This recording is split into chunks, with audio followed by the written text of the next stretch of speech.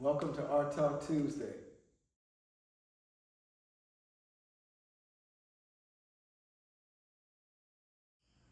Welcome to another episode of Art Talk Tuesday.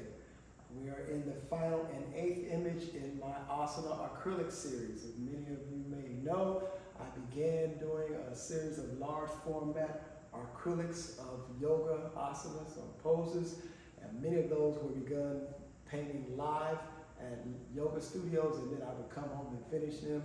This particular image, the eighth and final one, was not painted live. It was painted from some photos I took at an art show I had of mine featuring the whole watercolor series, and a young sister named Shantae came and she did live yoga poses right there on the dais as part of the show, since we were featuring yoga images. It was really powerful. We had a great time. You can see her and reach her at Shawnee Yogi on Instagram.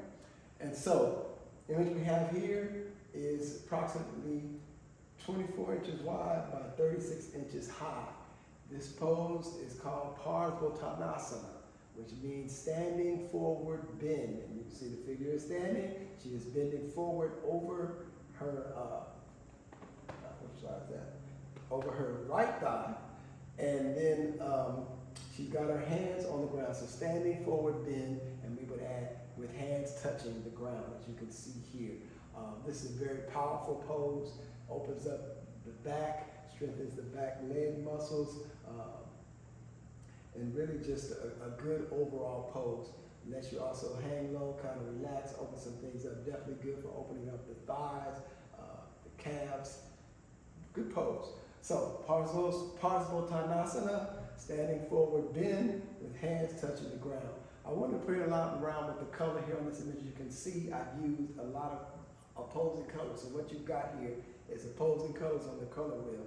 I've got the blues and the greens. So the blues will be complemented by the oranges that are here in the flesh. They're complementary colors.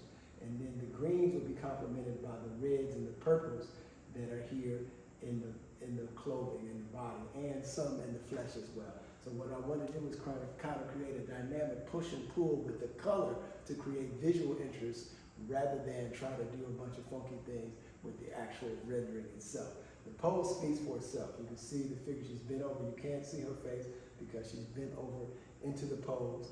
But you've got the red and the purples here in the figure. I've made a definite sense of light. I like to keep very dramatic lighting on most of my pieces. So you've got this definite sense of light here. You can tell the light is coming down onto the figure here, and what is being exposed is more lit up. And she's creating this shadow, casting it down here into the figure. The figure, when I had it without the shadow, it was way too light. It seemed like it was just floating, like she was floating up in the air. So I wanted to ground this a little bit. I also put this shadow down here, which is coming from the body. And also I've gradated the shadow, so it's darker here, but it's also fades back and gets a little bit lighter here. You probably can't see that in this image, but if you were to look at the original, you would see that it gradates. Then we've also got the gradation here. I wanted this idea of her being outside, being out in the open, but I didn't want to depict anything specific because the focal point is the image. It's the pose, not anything else. So in order to do that, I decided to just keep it simple, using what we could figure as kind of grass. Obviously some grass is a lot greener than this, but playing around with the idea. And you see I've gradated that background here, so it looks like she's standing back off into a hill. It's darker here, it fades out. And then just to give the impression of grass or leaves or something, I just put these kind of little twiggly squigglies back here just to kind of give you the idea that you know what it is. Once again, I don't want to detract from the main focal point, which is the figure here. Also, then the blue in the background gives some indication, idea that there's a sky, or that she's out in an open plain, open field, in the sky back there. The sun coming down upon the figure on her back. So playing around with that. This symbol here, kind of a combo, my own little unilome symbol. If you don't remember from me in other episodes, the unilome is a Buddhist symbol which symbolizes the path to enlightenment. So this would be the achieving of enlightenment here.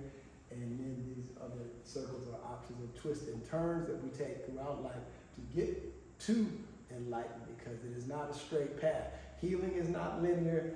Life is not linear. It just doesn't work that way. We like to think that we're going to do this this, go to school, and we'll get out, and then it's going to be the next thing. Life doesn't work that way.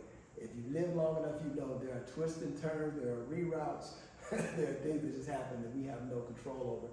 And so nothing is linear. You can be healing and think things are going well, you can re-injure yourself, it'll get stalled for a little while, and then you get a burst of healing completely. You never know. So life is not linear. So just rethinking that idea when you implement that here. And even with your practice, any practicing yoga or yogini will tell you, just because you can do a certain pose one day, doesn't mean you can do it the next day. You have to work with your body and where your body is at any given time. And so our practice is not linear. Nothing in life is linear. That's why the ancients used to talk about life being a circle. And so we're looking at this piece here. We want to also show you we got the blue background. And then you see the figure is very rooted. If you look at the hands, these are rooting poses. She's rooting into the ground, connecting to the earth so she can bring up grounding energy from the earth. And you see I've got the red here, which is symbolic of the root chakra, right? Because this is a grounding pose. She's coming down to the ground, even though she's not lying on the ground or sitting on the ground. She is grounding herself here through these hands looking like roots drawing up from the soil, roots coming up, and then the feet planted firmly down, solidly into the earth. Even this is more of a triangle shape. We see we got triangles here. So this idea of triangle being rooted, which is mirrored also in this shape here. And then the energy pulls you up. Everything in the energy is pulling you up. Even though she's grounded, she's pulling up. Most people don't realize that in yoga, you're never really completely relaxed unless you're in Shavasana. The rest of the time, something is always moving, tightening, adjusting. Even a pose like this, you think, oh, well, that's simple. I can just bend over and that's it. Not if you're doing it properly. You're grounding yourself, you're pushing here with the legs, you're pulling up, you're extending with the back. All these things are happening all at the same time. And so it may look effortless, it may look like it's still, but actually you're probably not really that still. The key is to be still in the mind. Because I've often noticed myself as I get more into my practice, the more I begin to move, especially when the things get heavy, they get hot, my brain begins to race. And I have to remind myself to breathe and then find that place of repose mentally, even in the midst of all that is going on. And we carry that over into every aspect of our lives. When things start to get chaotic, we get anxious, we get these other things. We have to find that place of peace, that place of non-resistance where we can be present to what's going on and allow us to create and build resilience. We do that through our yoga practice in our body, we do that in our life. But it all starts with the mind. And so that's the whole idea that's working. So we don't need to see the face because we know what's going on with the mind. Also, Shawnee has some beautiful dreads. I wanted to pick those and just kind of play around with that. You see you've got a lot of movement here from the dreads, and I wanted to depict that movement. And then we've got the frame just going up, everything pulling up to this back point here where we see the light is. And so playing around with the figure in the red. That's what we've got here. This piece is valued at approximately $2,800. I also have prints available on my website. And if you're interested, you can go to my website and order it. You can DM me. You can order prints directly off the website. You can DM me. We can work something out. Do accept payment plans. If you want to rent it, you can rent it too. So that's all for today. See you next Art Talk Tuesday. Peace.